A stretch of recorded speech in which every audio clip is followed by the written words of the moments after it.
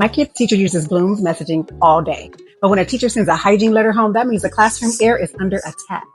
Because teachers don't do that unless smell had intentions. So my child comes home with a letter on printed paper, not emailed, not through Bloom's, but on printed paper. And immediately I knew this was not about math. This was about maintenance. I start reading it, and it's written very professionally, very kindly, I have 30 kids and I need your help-ish. Basically, it says, hey parents, it's hot. The kids are a little funky. Please address hygiene at home, which is educator for. The room smelled like sweat, heat, and a kind of denial that only survives in groups. Now listen, this was not just one kid. This smell had structure. It was layered. It came with notes, okay? This was a symphony of neglect. Because one funky kid, that's a phase. But when the whole classroom needs an intervention, baby, that's a group project that nobody studied for. Let me say this clearly. Teachers did not go to college to negotiate deodorant, okay? They signed up to teach reading, math, etc. Not to be at school like, so, has it still crossed your household's mind yet? The letter wasn't shade, it wasn't disrespect, it was a cry for help. And I know exactly how parents read that letter. Everybody went, wait, is this about my child? And the uncomfortable answer is usually, if you felt attacked, well, yes, it's about your child, respectfully. Here's the truth. Nobody likes to say out loud. A lot of people were never taught hygiene properly. Not because parents didn't care, but because nobody taught them. It was awkward, it was rushed, or somebody said, they'll figure it out. Spoiler alert. They ain't figured it out. They did not figure it out. Now add heat, puberty, add kids scared to ask questions, and what do you get? You get skip showers, deodorant collecting dust, hoodies in 90-degree weather, just a whole cluster of funk. Heat does not create funk.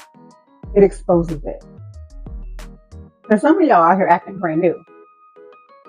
Y'all be doom scrolling on social media for hours, laying in bed, no shower, no deodorant refresh, just vibes and depression. So if the kids are funky, honey child, the call is coming from inside the house. Because let's be honest, some of y'all are not funky from being busy. You're funky from being horizontal. Phone glued to your face, scrolling bad news, fake wellness tips in somebody else's life, no water, no movement, just fermentation. And baby, doom scrolling is not cardio. And anxiety sweat smells different. At this point, we got to stop blaming the kids. Some of y'all are raising children in the image of your own neglect. He's out of line, but he's right. Same hoodie, same funk, same I'll shower tomorrow spirit. Generational must. And don't get quiet now, because I know what you're about to say. Honey child, nose blindness is a condition. Your body adapted, the room did not. Let me be clear. This isn't about shaming kids. This is about clarity. Go shower. It's not instructions. That's a suggestion. Hygiene is how often, what areas, what products, and why it matters. You don't fix hygiene with yelling. You fix it with information. Let me say this once. Hygiene is about being clean. It's about social survival.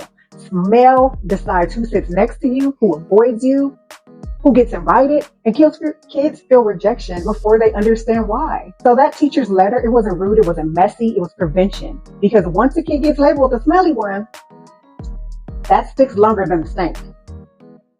If you ever gotten that letter, been the funky kid and realized nobody taught you, relax, you're not alone. But silence is how the funk survives. So drop a comment if you've seen this happen. I've got more stories, and yes, we're getting into real hygiene next because baby, streets is watching and the funk stops here.